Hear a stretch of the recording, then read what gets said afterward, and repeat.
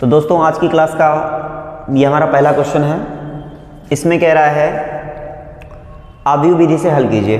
तो आव्यूह विधि से इसको हल करना है। क्वेश्चन नंबर 7 है। इसमें 5x + 2y = 4 और 7x + 3y = 5 दिया हुआ है। इसको आव्यूह विधि से हल करके x और y के वैल्यू निकालने हैं। तो इसमें करेंगे क्या, तो ऐसे क्वेश्चनों में हम इसको पहले आव्यूह विधि में चेंज कर लेते हैं, सारणिक रूप में।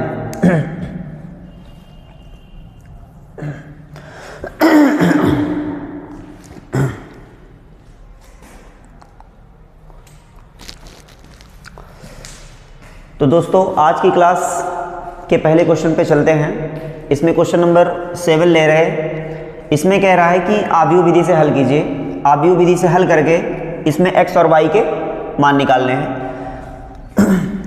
सबसे पहले इसमें करेंगे क्या, जो भी इक्वेशन दिया हुआ है इसको हम पहले आव्यूह रूप में चेंज कर लेंगे। आव्यूह रूप में बदलते कैसे हैं, तो ये हो गया 5 7 2 3, यहां पे लिख लेंगे आव्यूह विधि रूप में बदलने पर।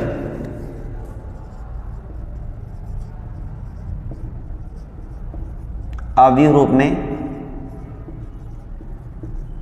बदलने पर आव्यूह विधि में बदलेंगे तो 5 7 2 3 ये हो गया, और इसके साथ क्या होगा x y, और इधर हो जाएगा 4 5 ये हो गया। ये आव्यूह रूप में बदल गया। अब इसको हम मान लेते हैं कि ये a है, कैपिटल A, और ये कैपिटल X = B। यहाँ से कैपिटल X को रोक लेंगे, B को उधर ट्रांसफर करेंगे तो A 1 × B। इसको हम मान लेते हैं इक्वेशन नंबर 3। अब यहाँ से हमें एक चीज़ ये करना है कि A की वैल्यू क्या है 5 2 7 3। यहाँ से A 1 की वैल्यू निकाल के लाके इसी में वैल्यू रख के और b के साथ उसकी मल्टीप्लाई कर देनी। और मल्टीप्लाई करने के बाद x का मान वापस कर देना है, x के स्मॉल y x y, और कंपेयर करके x और y के मान निकाल लेने हैं। तो सबसे पहले इसमें करेंगे क्या, a 1 की मान निकालना। तो a की वैल्यू दिया कितना है, a का मान जो दिया है वो 5 7 2 3 है। इसका पहले हम सारणिक मान निकाल लेते हैं। a का सारणिक मान क्या होगा, डिटर्मिनेंट ऑफ a की जो वैल्यू बनेगी वो 5 7 2 3। 5 7 डिटर्मिनेंट वैल्यू निकालनी है, 5 7 2 3 है। इसका अगर हम सारणिक मान निकालें तो 15 और माइनस के साथ 14 = 1।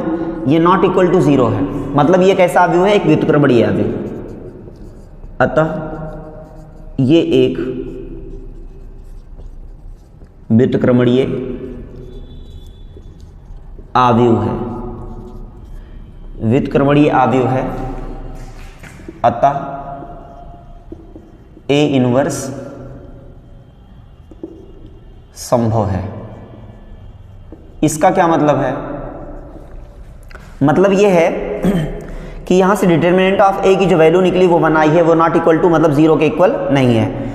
अगर डिटर्मिनेंट ऑफ A की वैल्यू 0 हो जाती तो यहां से A 1 का मान निकालना संभव ना होता, क्योंकि जो A 1 की वैल्यू होती है, जो फार्मूला होता है वो 1 determinant of A × adjoint A होता है। अगर यहाँ पे ये वैल्यू 0 हो गई डिटर्मिनेंट ऑफ A, तो इसकी पूरी वैल्यू कैसी हो जाएगी, अपरिभाषित हो जाएगी। तो हम यहाँ से A 1 निकालना संभव नहीं होगा। लेकिन इसमें A 1 की वैल्यू कितनी, डिटर्मिनेंट ऑफ A की वैल्यू कितनी आई 1, मतलब क्या है कि यहाँ से A 1 निकालना संभव है। पिछले क्वेश्चन में 1 से लेकर करीब 6 तक उसमें यही चीज़ें पूछ रहा है कि क्या इसी टाइप के इक्वेशन दे देगा और पूछ रहा है कि क्या ये संगत है या फिर असंगत है। तो डिटर्मिनेंट ऑफ A की वैल्यू जिसमें नॉट इक्वल टू 0 आई है, वो सारे कैसे होंगे, संगत होंगे। और अगर संगत है तो A 1 की वैल्यू निकालना संभव है। तो ये 1 से लेकर 6 तक में यही सारी चीज़ें यही करनी थी इतनी, बाकी आगे सॉल्व करते इसको। अब यहाँ से देखते हैं A का मान कितना है। A की वैल्यू दे रखा है 5 7 2 3। अब मान लेते हैं कि माना A का सहखंडज आव्यूह या सहखंड आव्यूह, जो भी कहें, सहखंड आव्यूह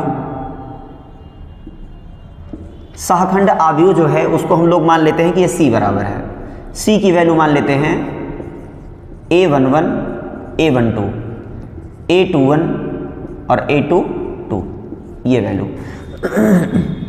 अब यहाँ से पहले हम A11 की वैल्यू निकालें तो A11 में कौन सी वैल्यू होगी, ये पॉजिटिव लेंगे इसको, चूंकि 1 1 2 होगा, एक सम संख्या है, पॉजिटिव लेंगे तो पॉजिटिव में 1 5 को, ये पहले वाले एलिमेंट को A11 मतलब 5 ये एलिमेंट, अब इसके अकॉर्डिंग इसके संगत रो को और संगत कॉलम को, इन दोनों को छोड़ देंगे, जो वैल्यू बचेगी वही कितना हो गया 3, तो A11 की वैल्यू कितनी हो गई प्लस में 3। अब A12 की वैल्यू निकालेंगे तो A12 में नेगेटिव लेंगे।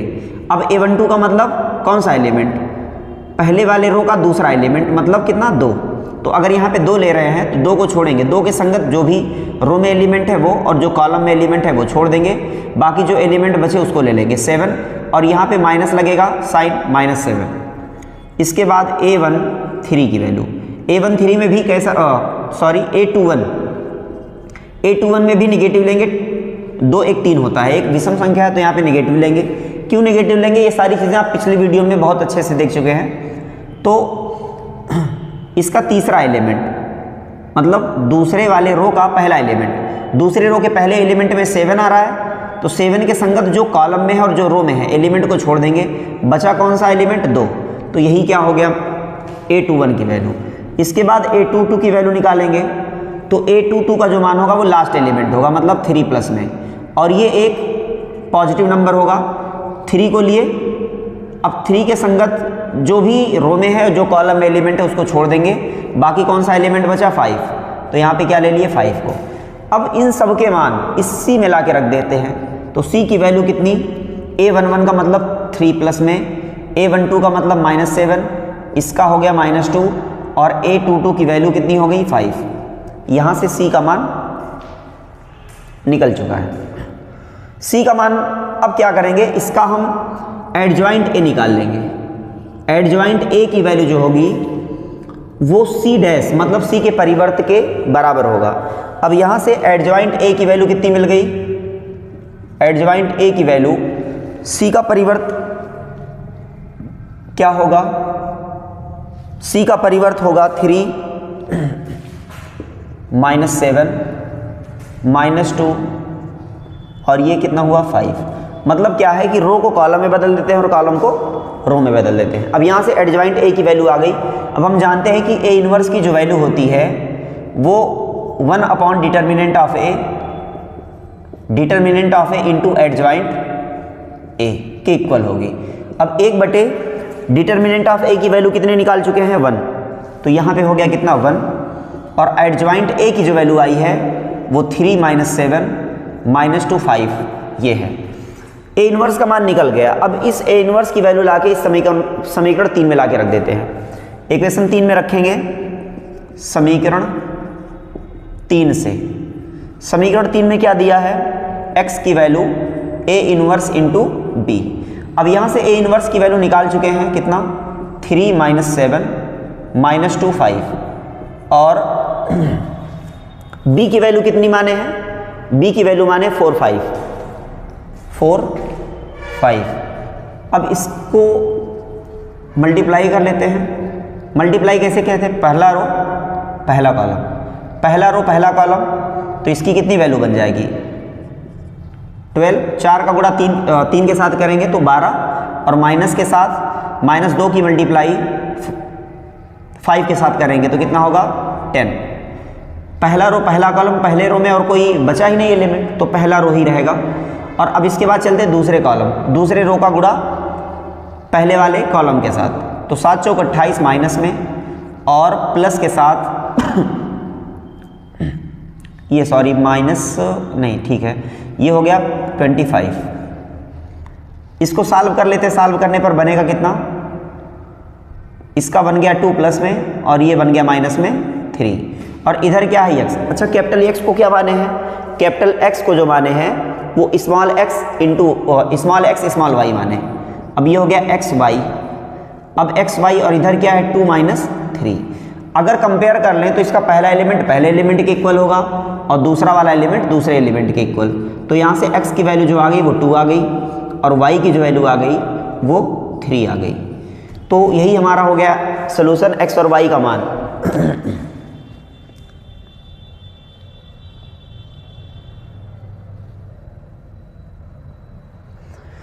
अब इसका आंसर एक्स वाई का जो है, अगर इसको हमें चेक करना है तो चेक करने के लिए क्या करते हैं, जो इक्वेशन 1 और 2 बनाया हुआ है इसी में एक्स और वाई का मान ला के रख देते हैं और चेक कर लेते हैं। अगर इक्वल आ जाता है तो हमारा जो निकाला गया आंसर है एक्स और वाई का जो मान है वो सही रहेगा। तो रख के देख लेते हैं एक बार, इसमें रफली रख के चेक करेंगे इसको। तो 5 × 2 और इसका हो गया -3 × 2 हो गया, और इजिकल टू क्या 4 आएगा, तो ये हो गया 10 और ये हो गया -6 इजिकल टू 4। तो 4 की वैल्यू 4 के इक्वल हो गई, मतलब हमारा जो आंसर आया हुआ है वो क्या है, सही है। इसी प्रकार से दूसरे वाले भी इक्वेशन में चाहे तो रख के चेक कर सकते हैं। तो अगर x के जगह पे 2 रखेंगे तो 7 × 2 हो जाएगा, और प्लस के साथ 3 की मल्टीप्लाई y की वैल्यू कितनी है -3 में ला के रखते हैं तो देखते हैं कितना आता है, 5 के इक्वल आना चाहिए। ये हो गया 14 और माइनस के साथ 9 इजिकल टू 5। 5 की वैल्यू 5 के इक्वल आ गई, मतलब जो हमने आंसर फाइंड किया है x और y का वो क्या है, वो सही है, क्योंकि ये इक्वेशन 1 को और 2 को दोनों को सेटिस्फाई कर रहा है।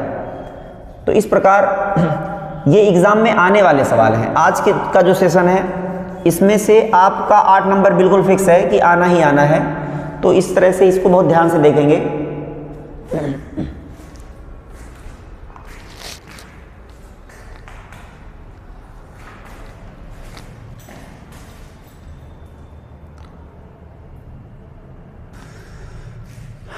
तो नेक्स्ट क्वेश्चन पे चलते हैं। सेम पिछले वाले की तरह है, बस उसमें सिर्फ 2 अचर की वैल्यू निकालनी थी और इसमें 3 की वैल्यू निकालनी, एक x की वैल्यू, दूसरी y की वैल्यू और तीसरी z की वैल्यू निकालनी है। तो यहाँ पे हमारा जो आव्यूह बनेगा वो 3×3 का बनेगा। अब करते क्या है, एक समीकरण 1 2 3 मान लेते हैं इसको। यहां पे लिखेंगे निम्न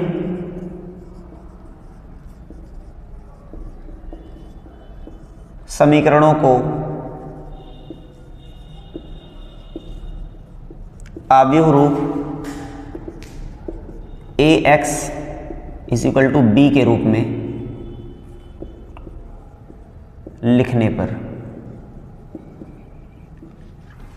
तो इसका कितना हो जाएगा, इसका हो गया a capital X is equal to b, या फिर यहाँ पे x, y और z की जब इन दोनों का x का, y का और z का जो कोफिशिएंट है वो कितना कितना है, वो है 1 -1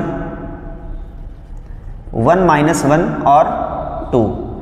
दूसरे में 3 4 -5 और तीसरे इक्वेशन में है 2 -1 3, और इसका हो गया कितना, x, y और z की वैल्यू किसके बराबर, 7 -5 और 12 के बराबर, जो कि a capital X is equal to b के रूप का है। अब यहाँ पे a की वैल्यू क्या होगी उसको रहने देते हैं, कैपिटल यहाँ पे जो x की वैल्यू बनेगी वो a इनवर्स इंटू b बनेगा। इसको मान लेते हैं इक्वेशन 4।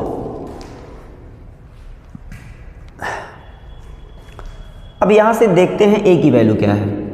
कैपिटल A की वैल्यू जो है वो है 1 3 2 -1 4 -1 और ये 2 -5 और 3 ये हो गया,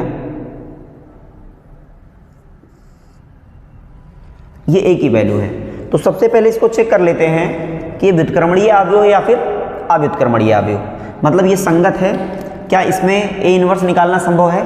तो यहाँ से a inverse determinant of a की वैल्यू अगर निकालें तो कितना हो जाएगा, यहाँ पे 1 को रोकेंगे, 1 के संगत जो कॉलम में है, जो रो में है, उन एलिमेंटों को छोड़ देंगे, बाकी ये 4 एलिमेंट बचे, इनका क्रॉस गुणा करेंगे। 1 को रोके, 4 × 12 और माइनस प्लस एक और -5 आ गया माइनस में, और इसके बाद -1 को लिए, लेकिन -1 पहले से है माइनस में। इसके बाद -1 को छोड़े, इसके संगत जो कॉलम में बन रहे एलिमेंट वो, और जो संगत एलिमेंट इसके रो में बन रहे वो, उन दोनों को छोड़ेंगे, बचेगा कितना 3 -5 2 3, इनका क्रॉस गुणा कर लेंगे 9 माइनस कितना हो गया इसका माइनस माइनस प्लस 10, ये हो गया।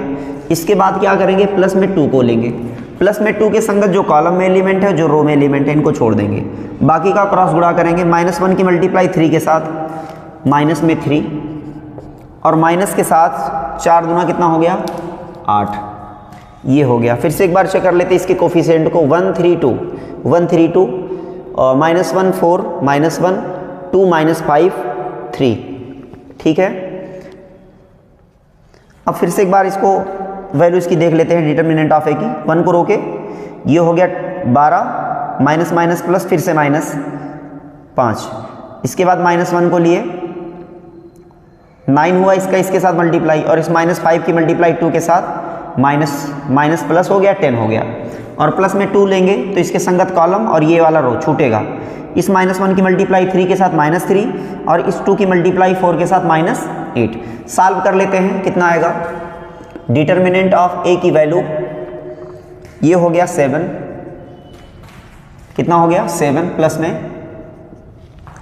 और ये 19, ये प्लस 19 होगा और ये हो गई वैल्यू 22, 8 3 11 माइनस में 11 दूना 22 -22, इसको माइनस करेंगे 26 हो गया, दोनों को 19 को और 7 को ऐड करेंगे तो 26 -22 की वैल्यू घटाने पर कितना बनेगा 4 प्लस में, जो कि नॉट इक्वल टू 0 के है, अतः ए इनवर्स संभव है। संभव होने का मतलब कि निकाल सकते हैं इनवर्स की वैल्यू, हम फाइंड कर सकते हैं, संभव है। अगर ये वैल्यू इसमें संभव है तो इसमें अगला स्टेप हमारा क्या होगा, अगला स्टेप ये होगा कि माना ए का सहखंडज आव्यूह जो है, माना ए का सहखंड आव्यूह जो है, सहखंड आव्यूह सी की वैल्यू मान लेते हैं, सी की वैल्यू अगर यहाँ पे जो डिटर्मिनेंट है अगर वो 3×3 में है तो जो सी की वैल्यू मानते हैं सहखंड आव्यूह उसको भी हम 3×3 में मानते हैं, तो यहाँ पे हो जाएगा A11 A12 A13 A21 A22 A23 A31 A32 और A33, ये हमारा डिटर्मिनेंट हो गया C की वैल्यू। अब यहाँ से A11 की वैल्यू A12 की वैल्यू इन सब के मान हम यहाँ से फाइंड करेंगे, तो पहले निकालते हैं A11 की वैल्यू। A11 में देखते हैं क्या है, ये 1 को ले रहे हैं, इसके संगत कॉलम और इसके संगत रो छूटेगा, बाकी इनके क्रॉस मल्टीप्लाई हो जाएंगे, कितना होगा, और वो भी पॉजिटिव में, तो पॉजिटिव में इसका हो गया 4 3 12, पहले 1 लिख देते हैं, उसके अकॉर्डिंग सारा करना है, 4 -1 और ये हो गया -5 और 3, इसका क्रॉस गुणा करेंगे तो हो गया कितना 12, माइनस माइनस प्लस फिर से माइनस और हो गया 5, सॉल्व करेंगे तो सॉल्व करने पर बनेगा कितना, ये 7, A11 की वैल्यू कितनी बन गई 7। इसी प्रकार A12 की वैल्यू निकालेंगे तो A12 में नेगेटिव लेंगे, और अगर नेगेटिव A12 का मतलब ये वाला एलिमेंट, पहले वाले रो का दूसरा एलिमेंट, इसके संगत जो कॉलम में एलिमेंट है जो रो में एलिमेंट है इनको छोड़ देंगे, बाकी क्रॉस गुणा कर देते, 3 की मल्टीप्लाई 3 के साथ 9 माइनस, और इसकी -5 की मल्टीप्लाई 2 के साथ करेंगे, लेकिन यहाँ पे माइनस है तो ये माइनस माइनस कितना हो जाएगा प्लस, और ये हो गया 5 दूना 10 और 10 और 9 दोनों को ऐड कर लेंगे, बन जाएगा कितना 19। A13 की वैल्यू निकालते हैं, A13 मतलब पहले वाले रो का तीसरा एलिमेंट, इसके संगत जो कॉलम में एलिमेंट है जो रो में एलिमेंट है इनको छोड़ेंगे, बचेंगे ये 4 एलिमेंट 3 4 2 -1, इसका क्रॉस गुणा करेंगे -1 की मल्टीप्लाई 3 के साथ, तो प्लस के साथ क्या होगा, ये यहाँ पे नेगेटिव -19 आएगा, तो ये वैल्यू प्लस के साथ कितनी मिलेगी, इसका हो गया -3 और प्लस के साथ सॉरी ये इसकी मल्टीप्लाई -1 की मल्टीप्लाई 3 के साथ और -8 वैल्यू कितनी मिलेगी -11। A21 की वैल्यू निकालते हैं, A21 में भी नेगेटिव लेंगे, A21 का मतलब दूसरे वाले रो का पहला एलिमेंट, तो दूसरे वाले रो का पहला एलिमेंट 3 है, 3 के संगत जो कॉलम रो में एलिमेंट है उनको और उनके संगत कॉलम में एलिमेंट जो है उनको छोड़ेंगे, बाकी का क्रॉस गुणा कर देंगे। 3 की मल्टीप्लाई -1 के साथ -3, बीच में साइन कौन सा आता है माइनस का, और इस -1 की मल्टीप्लाई 2 के साथ +2 हो जाएगा। क्यों? क्योंकि एक नेगेटिव आ रहा है उसमें और एक इसके साथ भी आ रहा है नेगेटिव, -1 की मल्टीप्लाई जो 2 के साथ कर रहे हैं, तो इसकी वैल्यू जो बन गई वो प्लस में 1 आ गई। एक A22 की वैल्यू पॉजिटिव नंबर बनेगा। एक A22 कहाँ है? ये बीच वाला एलिमेंट 4 है। 4 के संगत जो भी रो में एलिमेंट है वो और जो कॉलम में एलिमेंट है छोड़ेंगे। कॉर्नर के चारों एलिमेंट को लेने हैं। 3 माइनस के साथ 4 बनेगा -1। A23 की वैल्यू कितनी होगी? A23 को नेगेटिव लेना है। A23 का मतलब -5, तो A23 में ये वाली दूसरा वाला कॉलम और तीसरा वाला रो, सॉरी दूसरा रो और तीसरा कॉलम छोड़ना है, बाकी 1 -1 2 -1 यही बचेंगे। इनका क्रॉस गुणा -1 की मल्टीप्लाई 1 के साथ -1 और इस 2 की मल्टीप्लाई -2 के साथ -1 के साथ माइनस +2 हो जाएगा।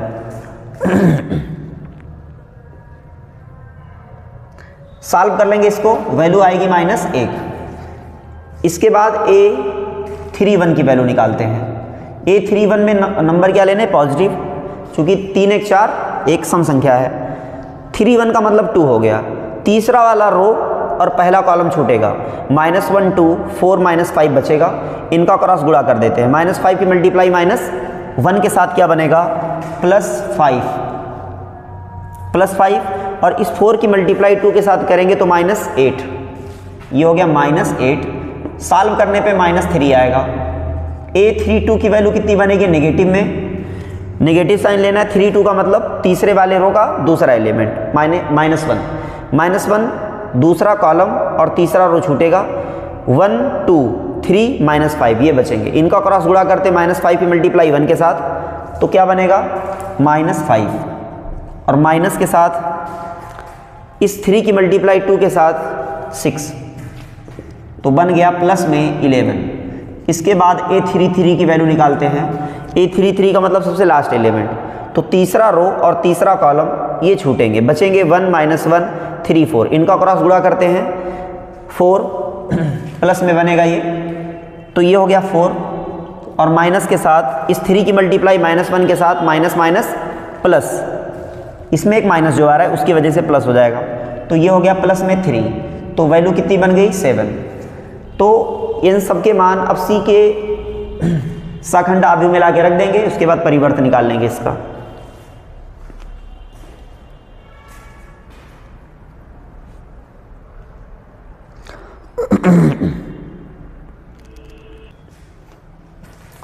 अब ये सारे मान आए हैं A11 A12 A13, इन सब के मान को C में ला के रख देते हैं। तो यहां से जो C की वैल्यू मिलेगी वो क्या होगी? C की वैल्यू A11 की वैल्यू 7 -19 -11, 7 -19 -11 और यहाँ से 2 1 की 1 -1 -1 इसके बाद है -3 11 और ये हो गया 7। ये C की वैल्यू आ गई। अब यहाँ से C की वैल्यू निकल चुकी है। अब अगर यहाँ से हम C डैश की वैल्यू निकाल लें, C डैश की वैल्यू, या फिर इधर देख लेते हैं नीचे, यहाँ से एडजॉइंट A की जो वैल्यू बनेगी वो C डैश के इक्वल बनेगी और यहाँ से जो C डैश की वैल्यू है वो हो जाएगी कितनी? इसको मिटा देते हैं यहाँ से। C डैश की वैल्यू 7 माइनस रो को कॉलम में और कॉलम को रो में बदलने पर 1 -1 और इसका हो गया -3 11 7। ये किसकी वैल्यू हो गई? ये हो गया एडजॉइंट A। एडजॉइंट A की वैल्यू आ चुकी है। अब ये इनवर्स की वैल्यू अगर हम यहाँ से निकालें तो A इनवर्स बराबर 1/, determinant of A into adjoint A। अब यहाँ से 1/, कितना हो जाएगा? डिटर्मिनेंट ऑफ A की वैल्यू कितनी निकाले हैं? 4। तो ये हो गया 1/4 इंटू डिटर्मिनेंट ऑफ ए की वैल्यू कितनी, यहाँ से मिटा देते इसको।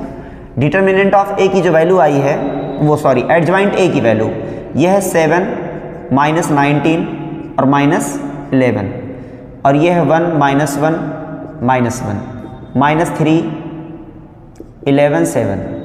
ये हो गया किसका मान, ए इनवर्स की वैल्यू। अब ए इनवर्स का मान क्या करते हैं, समीकरण 4 में रख देते हैं। समीकरण 4 हमारा ये लिखा हुआ है x बराबर ए इनवर्स इंटू बी।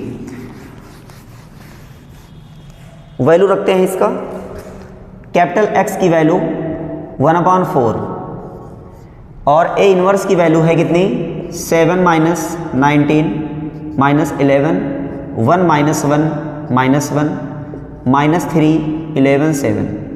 ये किसकी वैल्यू हुई, ए एक्स की वैल्यू हुई, मतलब ये ए इनवर्स की वैल्यू हुई और इसके साथ बी की वैल्यू कितनी है, बी की वैल्यू है ये है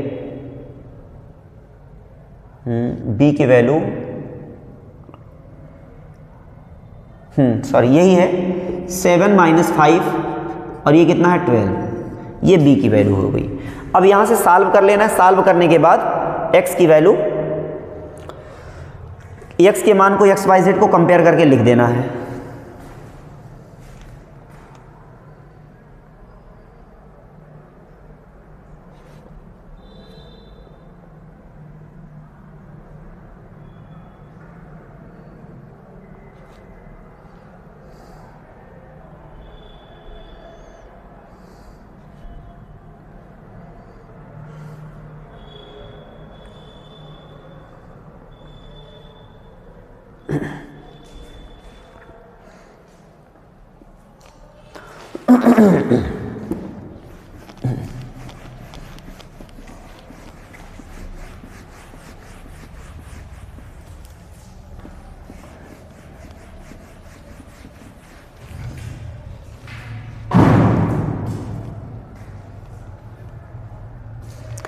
तो अब इसकी मल्टीप्लाई करते हैं, कैपिटल X की वैल्यू 1/4। अब यहाँ पे देखते हैं, गुणा करेंगे, ये 3 क्रॉस 3 का है और ये 3 क्रॉस 1 का है, मतलब गुणा इसका पॉसिबल है। पहला रो पहला कॉलम, तो इस 7 का 7 के साथ मल्टीप्लाई करेंगे तो होगा कितना 49 49 होगा, कितना बनेगा 49। और इस 1 की मल्टीप्लाई -5 के साथ -5 और इस -3 की मल्टीप्लाई 12 के साथ, तो 12 तियां 36 माइनस में। ये पहला रो पहला कॉलम। अब इसके बाद क्या करते हैं, दूसरा रो कॉलम के साथ, इस रो की मल्टीप्लाई इस कॉलम के साथ करेंगे। 19 को 7 से मल्टीप्लाई करेंगे, हो जाएगा ये 7 की मल्टीप्लाई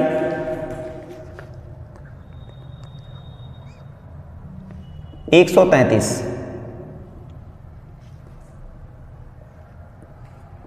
133 और वो भी नेगेटिव में बनेगा। इसके बाद इस -1 की मल्टीप्लाई -5 के साथ माइनस माइनस +5 और इस 11 की मल्टीप्लाई 12 के साथ, तो हो गया प्लस के साथ 12 का नंबर 12 और 12 का नंबर 12 1 13, 132। इसके बाद तीसरा रो की मल्टीप्लाई इस कॉलम के साथ करेंगे, -11 की मल्टीप्लाई 7 के साथ, तो -77।